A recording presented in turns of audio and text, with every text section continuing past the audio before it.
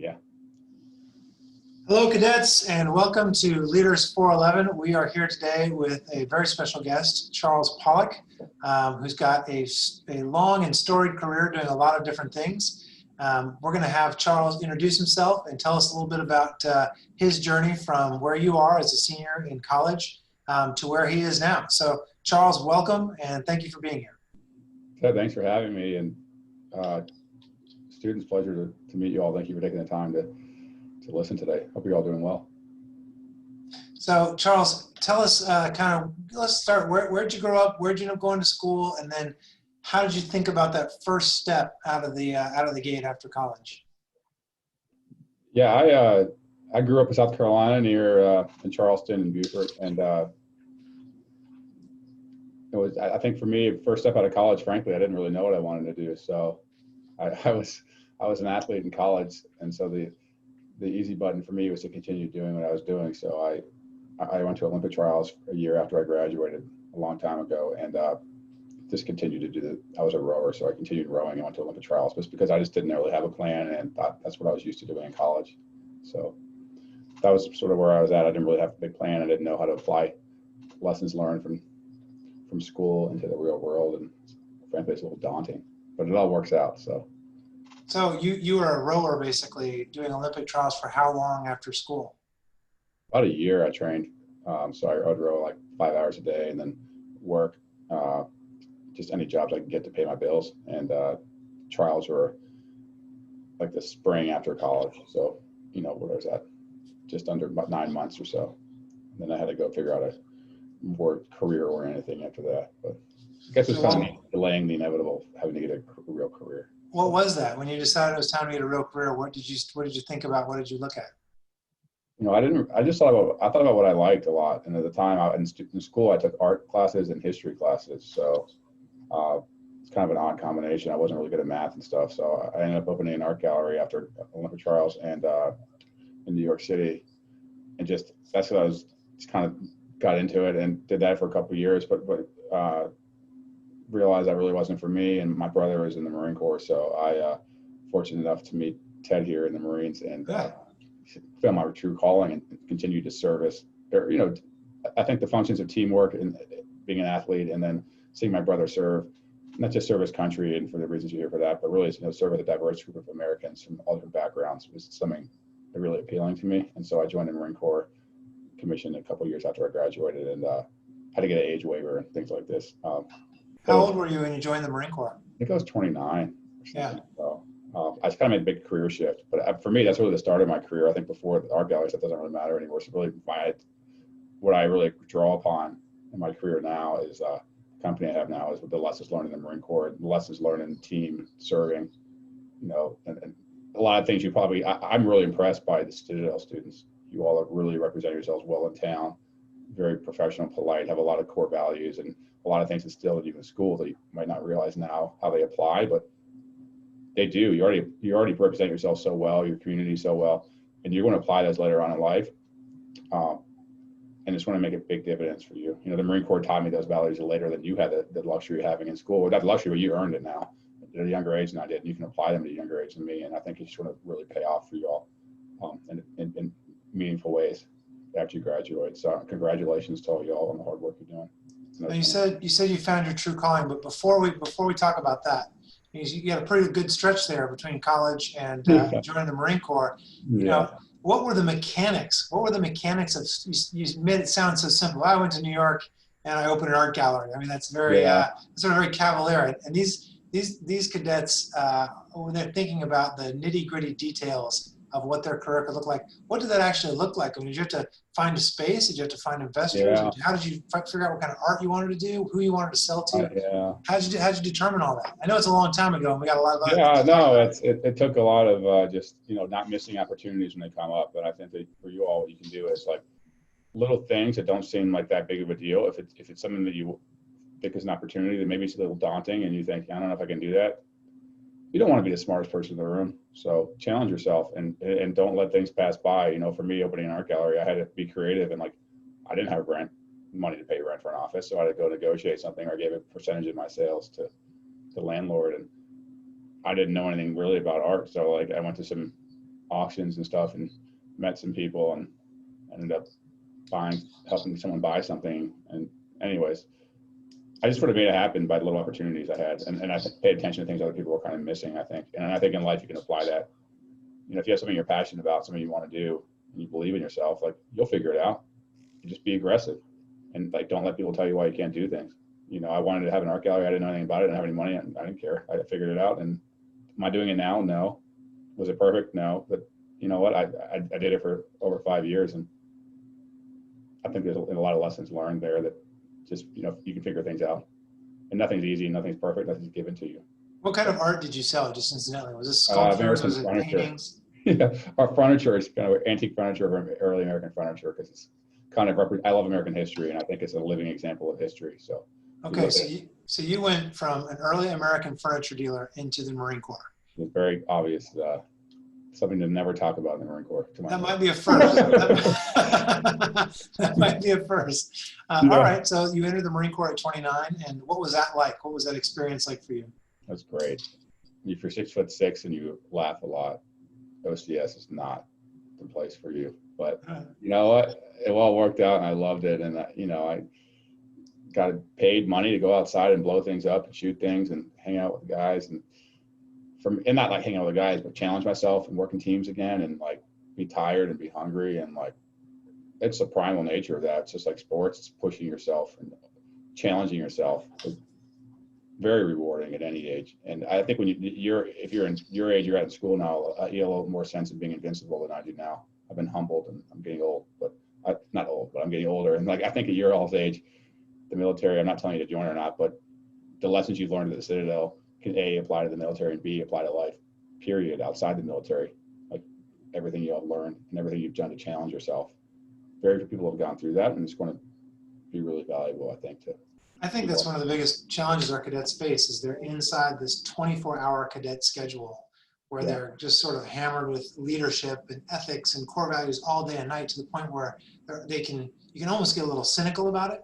And what they don't realize, you and I realize as Marine officers, is that that's something that's very rare when you get out into the real world. When you get outside of a structure that really values that, that is a very valuable characteristic, or a part of your character that you take with you. So I think it's pretty cool that you found that as well. So how many years, what did you do in the Marine Corps? What was your job, and what were some of your roles? And then when did you eventually transition out?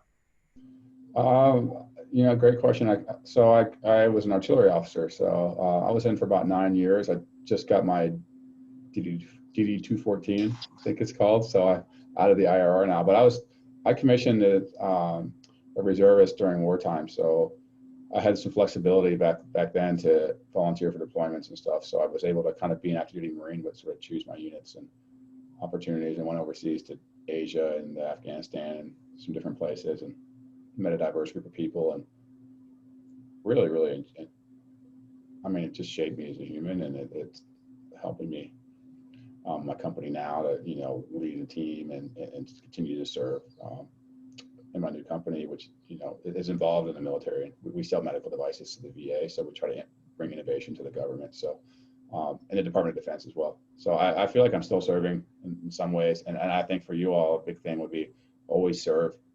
Find a way to serve, whether it's, I know a lot of people in Citadel push the military, which is great, but that's one option. But so is teaching, so is your church, so is your you know, maybe you're a caregiver to someone in your family or a neighbor. There's so many things you can do, but have a sense of purpose in your life, you know, and serve people and apply it. I know you're bombarded with stuff all day, and everyone's giving you advice like me right now, but I would, you know, I don't know. I think always learn and always serve people and be open-minded. Just, you know. So when you left the Marine Corps, did you said, well, let's talk about the company you got to. Did you go directly from the Marine Corps into the company you're in now? Did you know, was it a straight path? It sort of overlapped. So, because I was in the reserve. So, you know, I was from 2009 till about 2019 or 20, I was commissioned as a Marine. So you know, once a month we go train. I did about 1.5 years of these schools, you know, OCS, TBS, artillery school. There's an MOS school. And then, which is great because there's an MOS school is in the Army base in Oklahoma. So for me, I got a first experience like training with a different branch, which is amazing. And being in the reserves, I got a lot of flack that active duty Marines are better, and just people criticize things they don't understand. Marines like to say why they're better than other branches and stuff. But I found, like, whether it was in Oklahoma at Fort Sill or right before into Afghanistan, we trained in Kentucky, and the Night Stalker helicopter pilots were there in 2009, 2010, right before Bin Laden got killed, and they were the ones, I think, on that raid, and like they were just so impressive. And like I was just so, Marine Corps didn't have any money to fix our vehicles, and the Army did, so thank you to the Army for taking care of our gear. So anyways, I really enjoyed the different branches and making the relationships we did, and then deploying with a reserve unit that was criticized. We had a chip on our shoulder that we didn't know what we were doing, even though we had cops and firefighters and a hot air balloon pilot in my unit. So we had all different skills, an air conditioning guy. So anyways, we made it really different skills to the table. And I think the Marines brought a lot of different viewpoints, and we were able to accomplish a lot over there and do a lot for our mission, whether it's not just shooting artillery, but really building relationships with local people and trying to build that country. So I love the Marine Corps. I love the diversity of people I met and who I still stay in touch with. And I'm sure that, some of my college friends, same thing. So, I'm sure you all have some relationships in school that you want to really cherish for a long time. Hopefully you can continue to build relationships like that after you graduate. And I think service and challenges are a way to do that, whether it's, something to challenge yourself in the military or serving, or something where you have a group of people you're working with towards a common goal, and you want to build some really strong relationships like you've done in college. You'll keep doing that the rest of your life. So for me, it just took a couple of years to figure out how to get there. So. All right. So now, you finished your time in the Marine Corps Reserve, and you mentioned sort of very briefly you're selling medical devices to the VA. What is your role now, and how did you get there, and how is it growing and going, and that sort of thing? Yeah. So I'm just CEO of a small business that we are an innovation partner to the Department of Veterans Affairs. So we have a memorandum of agreement with the VA to be an innovation scout for them. So we scout for medical innovation to really put the VA back at the vanguard of medical innovation, because they've done a lot of innovation during wartime for veterans. They do a great job, obviously, with mental health treatment and diabetes and different types of specific issues that veterans have. They have very unique needs. I think there's a really young generation of veterans now coming out of the, including female veterans, kind of a new group of veterans coming out that have specific needs that the country's not used to, and the VA has really adapted to those pretty well. But at the same time, they get a lot of bad press. It's easy on both sides of the aisle to criticize the VA and say what's wrong with it, because it's a good way to get votes, and criticize someone and frankly to get better. So I think the VA is looking to innovate and not get privatized, which could happen politically at any point potentially. So we try to help them do that by scouting innovation for medical companies and bring it to them to help veterans get better health care. We also work with some Department of Defense military bases, hospitals, Augusta or say Landstuhl, Germany, different places, Tripler in Hawaii, to do stuff for surgeries for them. We sell some implantable hardware for spine surgeries and biologics for surgeries, things like that. What is a biologic? Like, what kind of products are you sourcing and selling into VAs and hospitals? Yeah. So first of all, I'm not a doctor, so I'm not the expert on it, but I can tell you the basic high level. Good. That's. I think you're talking to a group of 22-year-old college seniors and a Marine who doesn't know anything about this stuff. So good question. I think, what I've done is try to do my company, try to surround myself with people who have better skills than I do in specific areas. So I've got some people who work with me who worked at like large medical device companies like Johnson & Johnson or Medtronic, and they come work with me. And some former government contracting people who come help me write compliant contracts to help us, dot our I's and cross our T's correctly. So as far as the devices themselves, people who have the medical device backgrounds recommend what they think are great products that are innovative. We do like implantable hardware for spine surgery. So things that go in for a fusion for your cervical disc up here, like Peyton Manning, the football player, had some cervical surgeries. Tiger Woods had some back surgeries. He had not an implant, but he had a same thing actually I had myself, which was like herniated disc taken out, so on his lower back. So we do a lot of implants and equipment for that, and then a lot of times they'll fill in some biologics, which it's just like a soft liquid type thing, that putty that sort of promotes bone growth to kind of fuse the bone together so it can get strong and heal after the surgery, basically. So sounds like some type of magical putty there. it's magic. It's like Play-Doh, but they use it in the surgery. That's pretty awesome. Yeah. Well, I always wrap these interviews up with the same question every time, which is that, now you've had this amazing career as a rower and then as a art dealer, a furniture dealer, and Yeah. then a Marine Corps artillery officer reservist. I know that you're also a battery commander out in Colorado, and then now you're the CEO of a medical device company that is an innovation scout for the VA. I mean, that is an unbelievable path.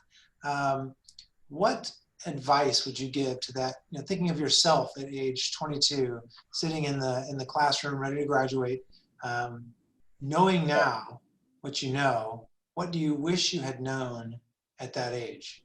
Yeah, that's a great question, Ted. I appreciate you asking. I think for me, it's like, I'm always looking like here, what's coming up right in front of my face, and what do I have to do in the Marine Corps? Like, what's the next meal? What's the next challenge? What do I do? What's my next assignment in school? But I didn't really have like the long plan all the time of thinking what's like 50 yards down range, or in football term, or 100 yards down range. And for me, I think what my advice would be is like, work hard, take advantage of opportunities, like be aggressive, but don't just think about these things. Think about this, and what's going to allow you to do is like, you're not going to mind, like, what, if you want to be in medical device, go get a job at the biggest company you can, like Johnson & Johnson, and go sweep the floors or something. Like, just get the experience and like do the long game, because later on it's going to pay off.